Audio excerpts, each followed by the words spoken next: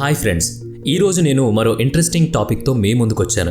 అది భూమి లేదా ఆకాశం గురించి అనుకునేరు కాదు, ఎంతో ఇంట్రెస్టింగ్గా ఉండే పురాతన కట్టడమైన విజయగఢ్ కోట గురించి ఇప్పుడు నేను మీకు చెప్పబోతున్నాను. ఈ కట్టడం మహాభారత కాలానికి చెందిన పురాతన కోట. ఒకసారి మనం భారతదేశ చరిత్రను గుర్తు చేసుకున్నట్లయితే భారతదేశంలో ఇలాంటి కోటలు చాలానే ఉన్నాయి. ఎందుకంటే అప్పుడు రాజులంతా ఒకరికొకరు పోటీపడి మరీ కోటలను నిర్మించేవాళ్ళు. అందుకే మన దేశంలో తప్ప కోటలనేవి ఇంకా ఎక్కడా కూడా అంత అద్భుతంగా ఉండవు. అయితే మన దేశంలో ఉన్న కోటలన్నీ ఒక ఎత్తు అయితే విజయగఢ్ కోట ఒక ఎత్తు. అంతటి హిస్టరీ కలిగిన ఇంట్రెస్టింగ్గా ఉండే కట్టడం గురించి మీరు తెలుసుకోవాలనుకుంటే ఈ వీడియోని ఎక్కడ స్కిప్ చేయకుండా పూర్తిగా చూడండి. అంతేకాకుండా ఇప్పటి వరకు మన ఛానల్ని సబ్స్క్రైబ్ చేసుకోకపోతే వెంటనే సబ్స్క్రైబ్ చేసుకోండి. ఈ విజయగఢ్ కోట ఉత్తరప్రదేశ్లో ఉన్న సోన్భద్ర జిల్లాలోని మౌకలాన్ అనే ఒక ఊళ్ళో ఉంది. ఈ కోటను ఎన్నో వేల సంవత్సరాల క్రిందట నిర్మించారు. దీన్ని విజయగిరి కోట అని కూడా పిలుస్తారు. తరతరాలుగా ఈ కోట గురించి జనం చెప్పుకుంటూనే ఉంటున్నారు. ఈ కోటకు చంద్రకాంత కోట అనే మరో పేరుంది. ఎందుకంటే అప్పట్లో ఈ కోటకు చంద్రకాంత అనే ఆమె రాణిగా ఉండేవారు. ఆ తర్వాత ఎంతోమంది రాజులు కాలానుగుణంగా మారుతూ వచ్చారు. అదేవిధంగా కోట యొక్క రూపురేఖలు కూడా మారిపోయాయి. ఈ కోటను చూస్తే మనకు ఏమర్థమవుతుందంటే దీన్ని అప్పట్లోనే, అంటే ఎటువంటి టెక్నాలజీ లేని టైంలోనే ఎంతో అందంగా టెక్నికల్గా కట్టారు. నిజంగా ఇది ఒక సుందరమైన కోట. చాలా ఎత్తులో ఉంటుంది. ఈ కోటకు దగ్గరలో కొన్ని అందమైన చెరువులు ఉండేవి. ఈ కోటకు చంద్రకాంత రాణిగా ఉన్నప్పుడు దానికి దగ్గరలో ఉన్న నవగఢ్ అనే రాజ్యానికి వీరేంద్ర సింగ్ అనే అతను రాజుగా ఉండేవాడు. అప్పట్లో వీళ్ళిద్దరూ ఒకరినొకరు ఇష్టపడ్డారు. ఆ రోజుల్లో వీరిద్దరి లవ్ స్టోరీ ఎంతో ఫేమస్ అట. ఈ మధ్యకాలంలో వీరిద్దరి లవ్ స్టోరీని చంద్రకాంత అనే పేరుతో సీరియల్గా నిర్మించి దూరదర్శన్లో ప్రచురించారు కూడా.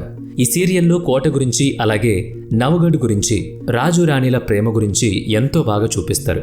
ఆ తర్వాతే విజయగఢ్ కోట గురించి జనాలకి తెలియడం మొదలైంది. చంద్రకాంత్ చాలా అందంగా ఉండేవాడట. తనను బందీగా చేయడానికి ఎన్నో మాయలు, తంత్ర విద్యలను కూడా ఉపయోగించారని ఈ సీరియల్లో చెప్పడం జరిగింది. అప్పట్లో ఈ సీరియల్ ఎంతో ఫేమస్ కూడా. అప్పటి నిర్మాత, దర్శకుడు నిర్జన్ గులేరిని ఎన్నో తరాలకు గుర్తుండిపోయేలా ఈ చంద్రకాంత సీరియల్ తీశారు.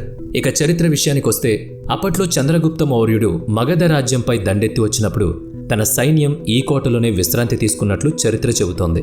ఈ మగధ సామ్రాజ్యం బీహార్ ప్రాంతంలో ఉండేదని చరిత్రకారులు చెబుతున్నారు. ఈ విజయగఢ్ కోటలోకి వెళితే రాణి సంరక్షణ కోసం నిర్మించిన 6 అడుగుల వెడల్పు గోడను మనం ఇప్పుడు కూడా చూడొచ్చు. అప్పట్లో ప్రతి ఏడాది ఏప్రిల్ నెలలో ఇక్కడ హిందువులు జాతర చేస్తూ ఉండేవాళ్ళు. అలాగే ప్రతి సంవత్సరం శ్రావణ మాసంలో కోటలో ఉన్న చెరువులోంచి కావడతో నీళ్లు తీసుకుని శివుడికి అభిషేకం చేస్తూ ఉండేవాళ్ళు. అలాగే గణేశుని ప్రతిమకు కూడా పూజలు చేసేవాళ్ళు.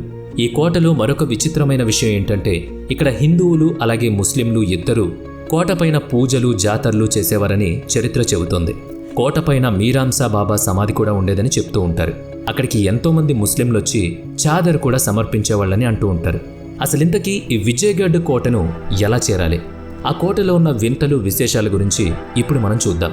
ఉత్తరప్రదేశ్లోని సోన్భద్ర జిల్లాలో మామ్కలా ఊరిలో ఈ విజయగఢ్ కోట ఉంది.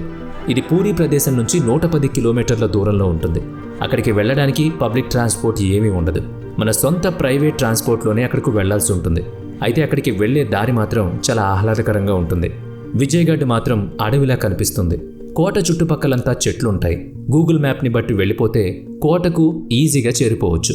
కోట దగ్గరకు చేరుకోగానే ముందుగా మనకు మెట్లు కనిపిస్తాయి. ఆ మెట్లను ఎక్కి పైకి వెళ్లాల్సి ఉంటుంది. కానీ అక్కడ 1 కాదు 2 కాదు, ఏకంగా 400 మెట్లుంటాయి. అవన్నీ మనం నడవాల్సిందే. అందుకే పెద్దవాళ్ళు అక్కడకు ఎక్కువగా వెళ్లరు. ఇక మెట్లు ఎక్కి కోటపైకి వెళదాం. కోట ఎంట్రన్స్ దగ్గరకు వెళ్ళగానే పురాతన కాలంలో యుద్ధాలు గుర్తొస్తాయి. నిజంగా ఈ కోట సైనికుల కోసమే నిర్మించినట్టుగా ఉంటుంది. చాలా ఎత్తులో ఉంటుంది. ఎవరు ఆ కోట లోపలికి అంత ఈజీగా వెళ్ళలేరు. ఒకవేళ అక్కడి వరకు వెళ్ళినా, ఎవరైనా సరే వచ్చినా కోట లోపలికి వెళ్లకుండా శత్రువులను అక్కడే నివారించేలా ఆ కోటను నిర్మించారు. ఈ కోట అంతకుముందు ఒక పెద్ద కొండ. ఈ కొండను పగలగొట్టి ఆ రాళ్ల సాయంతోనే దాన్ని నిర్మించారు. కోటలోని వాళ్ల కోసం 4 చెరువులు అరేంజ్ చేశారు. ఇవి ఎప్పుడూ ఎండిపోవు. నిత్యం అందులో నీళ్లు పారుతూ ఉంటాయి. ఈ కోటను విజయగిరి కోట అని ఎందుకంటారంటే మహాభారత కాలంలో బాణాసుర్ రాజు ఈ కోటను కట్టడం జరిగిందట.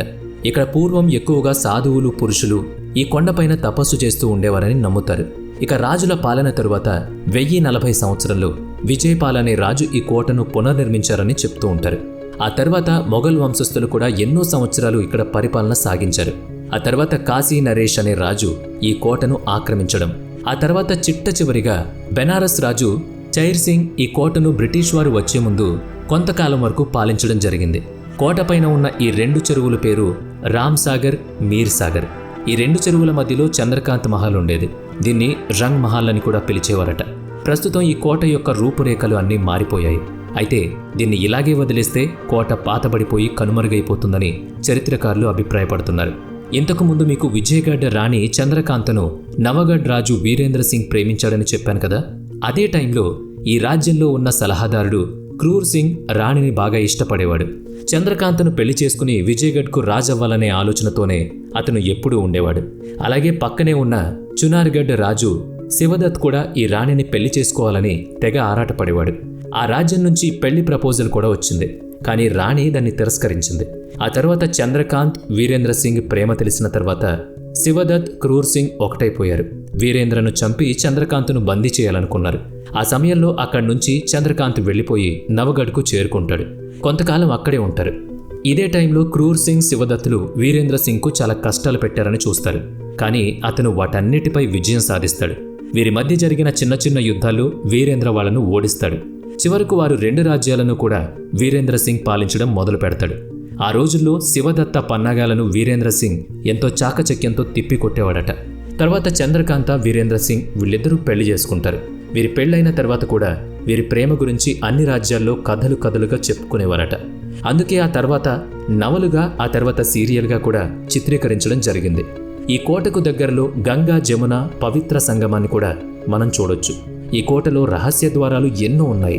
ముఖద్వారం నుంచి లోపలికి వెళ్ళగానే పెద్ద పెద్ద గదులు మనకు కనిపిస్తాయి. ఇంకో ఇంట్రెస్టింగ్ విషయం ఏంటంటే ఈ కోట మధ్యలో నుంచి నవగఢ్కు వెళ్లేందుకు రహస్య మార్గాలు కూడా ఉన్నాయట.